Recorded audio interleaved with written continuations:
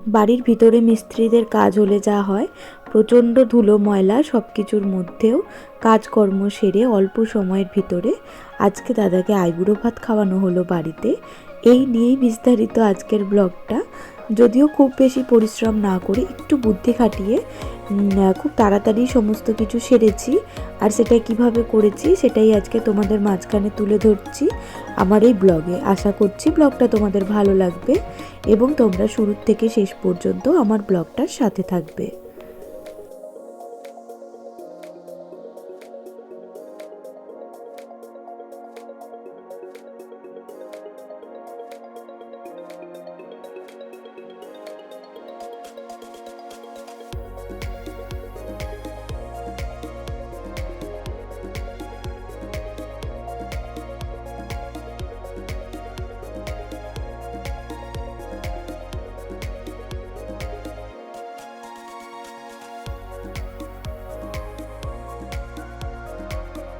Good afternoon, সবাই কেমন আছো? আশা করছি ভীষণ ভালো আছো।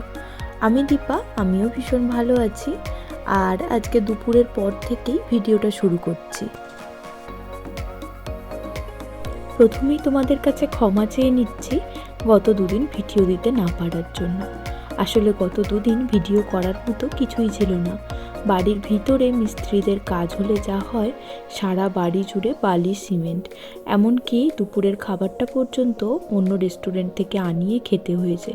তো সেক্ষেত্রে তো ভিডিও করার কিছু থাকে না, সারাদিন খালি বালি সিমেন্ট ঝাঁট দেওয়া আর মোছা, এই করতে করতেই দিন চলে গেছে। তাই দুদিন আর ভিডিও করা হয়নি। আজকেও বাড়িতে মিস্ত্রি লেগেছে, কাজকর্ম চলছে, আর এক দুদিন পরেই হয়তো বাড়ির কাজকর্ম পুরোপুরি শেষ হয়ে যাবে। আর তখন আবারও সব কিছু গোছানো, ধোয়াধুয়ির ব্যাপারটা থাকবে এবং আরও বড় ধরনের ভিডিও তোমাদের সাথে শেয়ার করতে পারবো। তবে এখন ফাঁক ফোকরে যতটুকু পারছি সেটুকুই কিন্তু তোমাদের মাঝে শেয়ার করছি। আজকের দিনটা একটু স্পেশাল। আজকে আমার ছোট কাকার ছেলের বিয়ের আইবুড়ো ভাতের নিমন্ত্রণ আছে আমাদের বাড়িতে। আসলে বাড়িতে একটা বিয়ে বাড়ি লেগেছে, আর বিয়ে বাড়ির দিন কিন্তু অনেক সামনে চলে এসেছে। তো যেহেতু এখন বিয়ের দিনটা সামনে চলে এসেছে, ওর পক্ষে কিন্তু এখন টাইম মেনটেন করা বা বের করাটা একটু মুশকিলের। যদিও আমি সকালে আসতে বলেছিলাম, কিন্তু ওর সকালের দিকে সময় হয়নি, তো ও রাতে আসবে। আর সেই রাতেরই খাওয়া দাওয়ার প্রিপারেশান নিচ্ছি।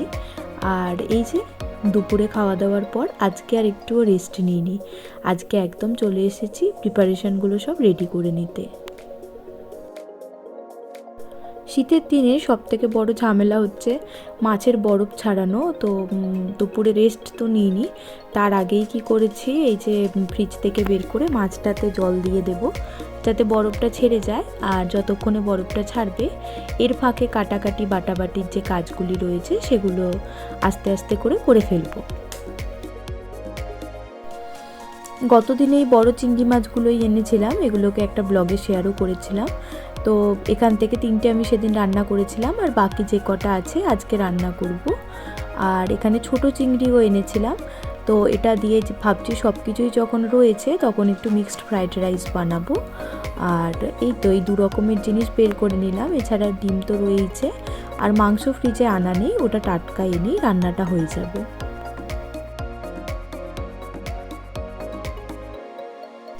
সমস্ত রেসিপিগুলোকে যদি পরপর শেয়ার করতে থাকি সেক্ষেত্রে ব্লগটা অনেক বড় হয়ে যাবে, আর এটা একটা ডেলি ব্লগিং থেকে বেরিয়ে একেবারেই রান্নার ব্লগ তৈরি হয়ে যাবে।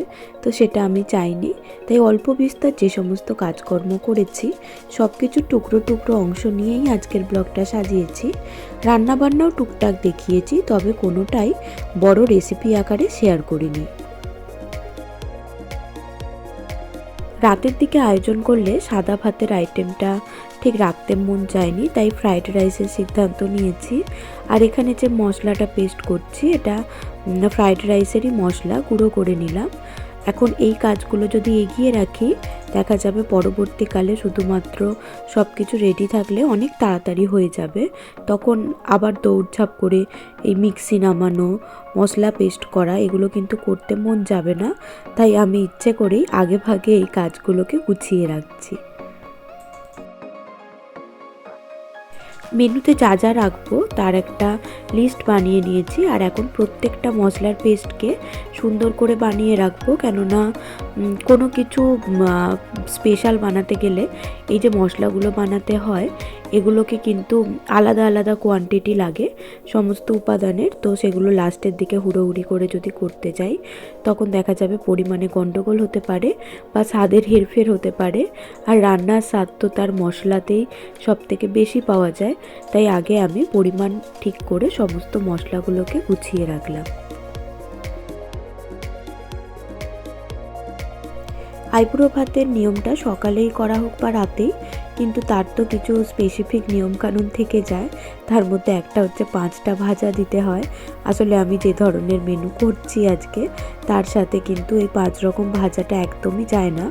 এটা সাদা ভাত ডালের উপরেই ভালো লাগে, কিন্তু কিছু করার নেই, যেহেতু নিয়ম আছে তাই সেই নিয়মটাকে পালন করার জন্যই এগুলো রেখেছি। কাটাকাটি বলতে সেরকম কিছুই নয়, মাংসর জন্য একটু পেঁয়াজ টমেটোটা বেশি লাগবে, আর তার সাথে ফ্রাইড রাইসের টুকটাক কাটাকাটি আর 5 রকম ভাজা। তো এই কাজগুলো অনেক তাড়াতাড়ি করে ফেলেছি, তবে সব কিছুই গুছিয়ে নিয়েছি। চিংড়ি মাছের মালাইকারি করলে অন্য কোনো পদ সেরকমভাবে লাগে না। আমি খুব হালকা পাতলা মশলার মধ্যেই করব, যেহেতু রাতের দিকে খাবে এবং ফ্রিকোয়েন্টলি এই সমস্ত রিচ খাবার দাবারও খেয়ে চলেছে। তো সেক্ষেত্রে খুব বেশি রিচ করতে চাইনি, যতটা পেরেছি হালকার মধ্যে দিয়ে কম মশলায় করতে চেয়েছি। তবে স্বাদের সাথে কিন্তু কোনো কম্প্রোমাইজ করিনি, স্বাদ যাতে ভালো হয় তার কিন্তু সব রকম প্রচেষ্টা রেখেছি। আজকে দুপুরবেলা হঠাৎ করেই ঠিক হয়েছে বিকালে আসবে, নয়তো পরের দিনকে আসার কথা ছিল আগামীকাল। তো সেক্ষেত্রে একটু হজবরল হয়ে গিয়েছিলাম প্রথমটায়, তবে ঘাবড়ে যায়নি, আস্তে আস্তে মেনু ডিসাইড করেছি আর তারপর দুপুর হতেই রান্নাবান্না শুরু করেছি। আসলে এখন কি হয়, একসাথে অনেক ছোটা দৌড়ার কাজটা আমি করে উঠতে পারবো না, সেটা আমি জানি। নিজের অক্ষমতাকে মাথায় রেখেই বাকি ডিসিশানগুলো নিয়েছি এবং পরপর ঠিক সময়ের মধ্যেই গুছিয়ে ফেলেছি। আজকে যেহেতু আমি মিক্সড ফ্রাইড রাইস বানাবো, তাই তার ইনগ্রেডিয়েন্টসগুলোকে রেডি করে নিচ্ছি। এখানে ডিমটা ভেজে নিচ্ছি, এছাড়াও চিকেনের কিমাটাকে ম্যারিনেট করে রেখেছিলাম সেটাও ভেজে নেব, আর তার সাথে চিংড়ি মাছ দেব। তো চিংড়ি মাছ যে ছোটো চিংড়িগুলো রেখেছিলাম সেটাও ম্যারিনেট করে রেখেছিলাম, সেটাও ভেজে নিচ্ছি। আর এই তো দেখতে দেখতে দেখো পদগুলো কিন্তু একটার পর একটা হতে থাকছে। আসলে সব কিছু ম্যানেজ করে যদি রেডি করে নেওয়া যায় সেক্ষেত্রে চাপও কম লাগে আর সময়ও যে খুব বেশি যায় তা কিন্তু নয়। আর যতই আমরা আধুনিক হয়ে যাই, যতই আমরা বিভিন্ন পরম্পরাকে মডিফাই করি, কিন্তু একটা টাইমের পর কিছু নিয়ম থাকে যেগুলো মেনে নিতে হয়। 5 রকম ভাজার পাশাপাশি এটাও একটা নিয়ম, মাছকে শুভ ধরা হয়। এখন কি হয়, দেখা যায় বেশিরভাগ আইবুড়ো ভাতে মাংস খাওয়ানো হয়, কিন্তু মাংসের থেকে মাছটা শুভ, তাই মাছটা বাদ দিলে একেবারেই চলবে না। এদিকে আমি এখন দই কাতলাটাও বানিয়ে নিচ্ছি। আমি যে রেসিপিগুলো বানিয়েছি তার মশলাগুলো প্রথমেই রেডি করে ফেলেছিলাম, আর এখন যেটুকু করছি তাতে কিন্তু খুব বেশি সময় লাগেনি। আমি রেসিপিগুলো ওইভাবেই সিলেক্ট করেছি যাতে তাড়াতাড়ি হয়ে যায়, কেননা খুব বেশি সময় ধরে ওখানে দাঁড়িয়ে রান্না করা কিন্তু আমার পক্ষে সম্ভব নয়। তাড়াতাড়ি হয়ে যাবার মতো রেসিপিগুলোই করেছিলাম এবং সময়ের মধ্যে এবং সময়ের আগেই বলতে পারো আমি সব কিছু শেষ করে উঠতে পেরেছি।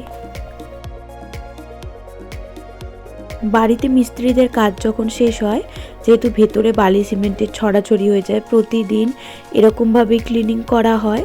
আজকেও তাই মা আর আমার হাজব্যান্ড মিলে নিচের যে ময়লাগুলো সেগুলো সব ক্লিন করে দিয়েছে। এখন আমি শুধু ডাইনিং টেবিলটাকে গুছিয়ে নেব আর তারপর খাবার দাবার পরিবেশন করব।